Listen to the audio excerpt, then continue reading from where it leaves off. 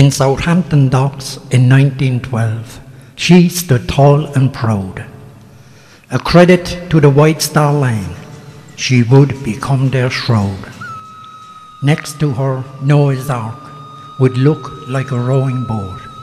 They christened her Titanic, the biggest ship afloat.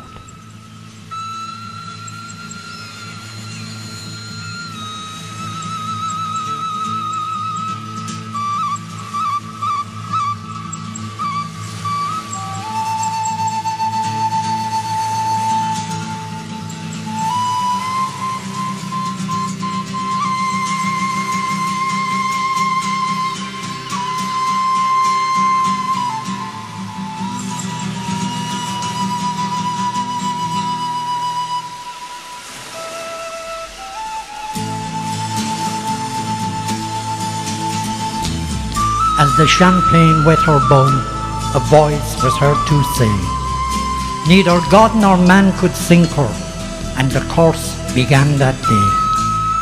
Anchors away, the captain did say, nice and slow to the cove of Cork. It was there the Irish boarded for the sailing to New York. Into the broad Atlantic, and she was on her way. All engines full steam ahead, you could hear the captain say.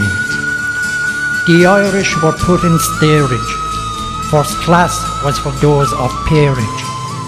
And of course the executives of the White Star Line, all dressed up, looking so dandy, looking so fine, smoking big cigars, sipping brandy and drinking wine. Life for them was oh so fine. She was doomed from the beginning, from the day they laid her keel. For no Irish were allowed to work on her, they were kept to heel. Those were the rules of Harland and Wolff in days of long gone by. For those who went down with her, my heart gives a sigh. On the fortnight out, when most were at rest, except for one pair of eyes in the crow's nest, shouted, "Iceberg ahead! Iceberg ahead!" Of course it was too late. Over 1,000 souls were about to meet their fate. The unthinkable of the unsinkable was now actually visible. On her starboard bow she took the blow, and the ocean poured in 6 decks below.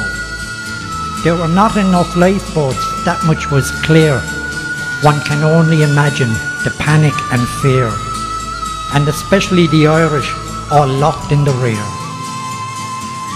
Oh, why are men so blind as can be? When they have their sight, they still cannot see. Surely they must know right from wrong. After all, they must have heard the song that's been sung more and more. Do they not realize that the richest of the rich, in death, they are as equal as the poorest of the poor? Though the White Star Line are long since gone, the curse of the Titanic will forever live on. For sure, it was a night to remember.